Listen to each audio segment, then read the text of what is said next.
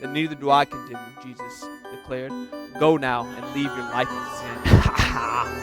Look at this, baby. Look at this. This woman was caught in the very act of adultery, and they drug her before Jesus, right? And she's sitting there humiliated, like she ain't got no dignity left. They caught her sinning. She, like, fair and square, she should be stoned, right? According to the law. And Jesus is like, nah, I ain't gonna let you do that. Though the one without sin, you be the one to throw the first stone. And in that was everything, because it was a challenge to them. He's like, I ain't gonna fulfill, I'm not gonna negate the law. I'm not gonna condone it. I'm gonna fulfill it. Because I am the only one here that could throw the stone, but I'm not going to. I'm gonna do something completely different. I'm gonna take her sin upon myself. So those of you without sin, you throw the first stone. But I ain't gonna start it, because I'm gonna take her sins upon myself. This woman's gonna be forgiven. Like, that's what Jesus did, and they tried to trap him. Now look at this. I need you to see what the Pharisees did, because what the Pharisees did, they made the greatest mistake of their life.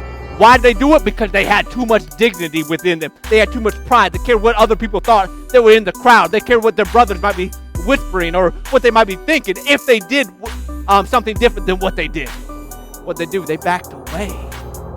Jesus says, those without sin, you the first one to throw a stone. And every one of them, from the oldest to the youngest, backed away. They took off. Every one of them knew that they had sin within them. Every one of them. Yet they were before the only one that could forgive them. And they turned around and left. How could you imagine? We know we're in trouble. We know we got problems. And the helper is there. The one that could fix everything is right there. And we turn and leave? Like they made the greatest mistake. They should have ran and fell at Jesus' feet. But they didn't want to look like the little harlot caught. You know what I'm saying? They didn't want to look like the little mistress, the little adulteress caught in her sin. They got too much dignity. They weren't ready for something to be born anew inside of them. They weren't ready for something to be birthed like a new life. They weren't ready. That it was not there yet, because they weren't ready to cry out. They still care what other people thought, what they might see. They still cared of their stature and nobility. They still cared a little bit too much. They weren't ready to give birth to it.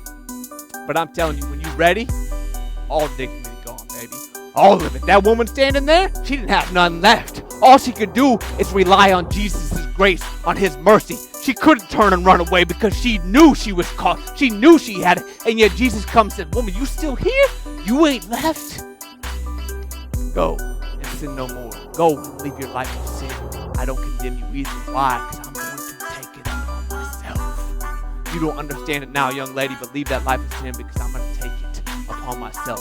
And I'm going to give you a life of righteousness. I'm going to give you a life that is redeemed. I'm going to give you a life that is holy. I understand you sins, daughter, but I'm going to give birth to something brand new in your life. Go and sin no more.